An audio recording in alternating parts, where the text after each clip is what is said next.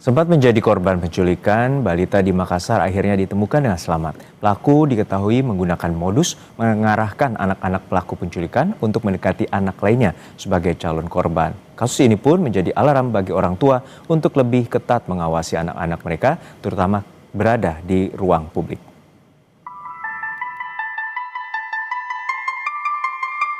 Kisah panjang menemukan kembali balita B asal Makassar yang sempat diculik berakhir manis.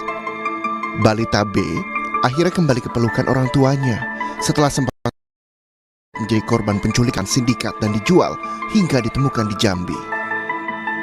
Balita B yang diculik di Taman Pakui Sayang, Makassar pada 2 November lalu ditemukan selamat di wilayah Kabupaten Merangin, Jambi pada Minggu kemarin. Setelah diperiksa kesehatannya, balita B diserahkan pada orang tua kandung. Tadi sudah dicek kesehatannya, alhamdulillah tidak ada tanda-tanda penganiayaan, ya, dan kondisinya juga baik.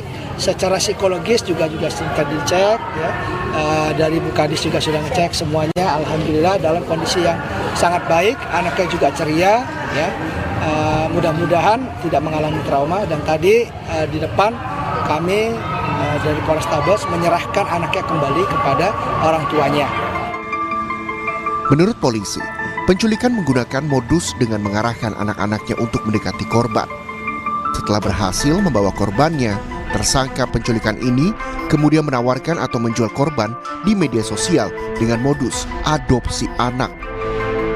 Nah, kemudian modusnya pelaku ini, jadi pelaku ini juga kebetulan dia punya anak kecil yang tidak berbeda jauh umurnya dengan korban sendiri.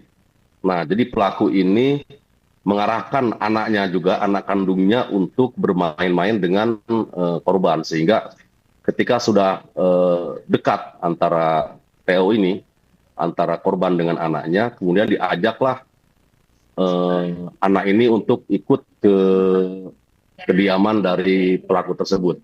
Sehingga kalau kita ketahui ya dari video itu sama sekali tidak ada ketakutan ataupun perlawanan dari korban karena sudah terlebih dahulu ada dekat ya.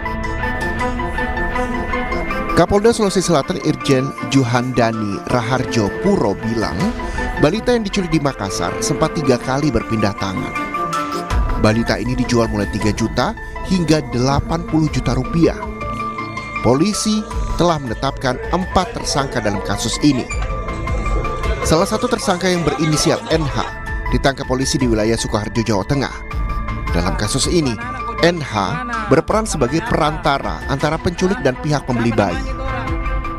Polrestabes Makassar mengamankan SY sebagai pelaku utama, membawa korban dari TKP ke kos pelaku di Jalan Abu Bakar Lambogo, kemudian menawarkan korban melalui medsos Facebook. Ada yang berminat dengan korban, pembelinya atas nama NH.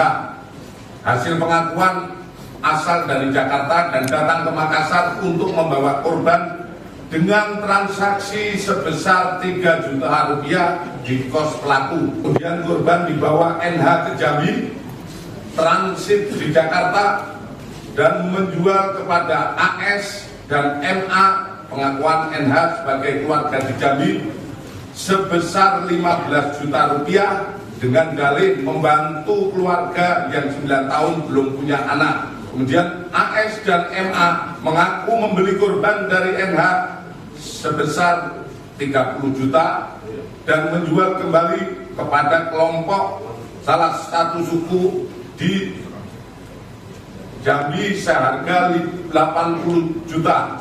Keduanya mengaku telah memperjualkan 9 bayi dan 1 anak melalui TikTok dan WA.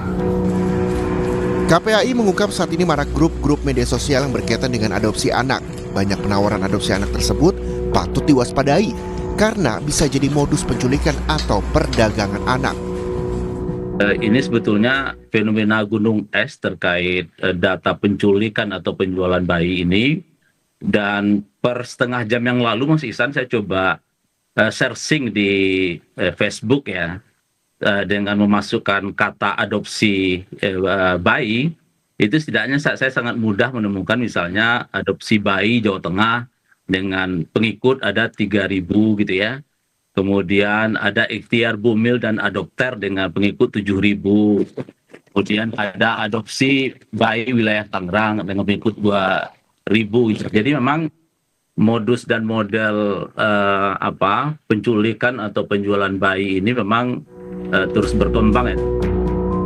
Sementara kriminolog Universitas Indonesia, Hanifah Hasna menilai kebutuhan ekonomi yang didukung adanya kesempatan menjadi faktor di balik maraknya kasus penculikan anak yang terorganisir oleh sindikat.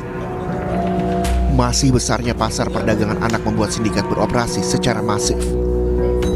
Menurut Hanifah, penculikan anak oleh sindikat ini umumnya dilatar belakangi oleh adanya kebutuhan adopsi secara ilegal hingga eksploitasi anak. Kenapa kasus penculikan ini marak? Sebetulnya kembali lagi bahwa kebutuhan masyarakat saat ini adalah kebutuhan uang. Tapi faktor keuangan ini atau finansial ini bukan menjadi faktor yang utama. Ada beberapa faktor yang lain, antara lain kesempatan. Jadi ketika pelaku melihat ada kesempatan untuk mengambil anak ini, dengan melihat beberapa orang atau orang tua itu mengabaikan anak-anak yang berada di ruang publik, ini menjadi faktor opportunity yang digunakan untuk pelaku untuk melakukan penculikan. Yang kedua, adanya pasar gelap yang dianggap sangat menguntungkan. Jadi mereka tidak perlu melakukan perdagangan secara offline, tapi mereka hanya melakukan penawaran secara online. Dan ini sudah ada semuanya, baik dari perekrutan, penampungan, sampai ke transaksi penjualan. Tidak pernah selesai karena yang tertangkap itu selalu di ujung tombak atau perekrut, bukan otaknya. Ketika ini bukan otaknya, berarti pola kejahatan dan pola sindikat ini tetap saja akan terjadi. Langkah cepat polisi membongkar kasus penculikan anak di Makassar patut diapresiasi. Namun pengusutan tuntas jaringan perdagangan anak lintas daerah masih jadi PR kepolisian dan orang tua diminta lebih waspada mengawasi buah hati mereka. Tim Liputan, Kompas TV.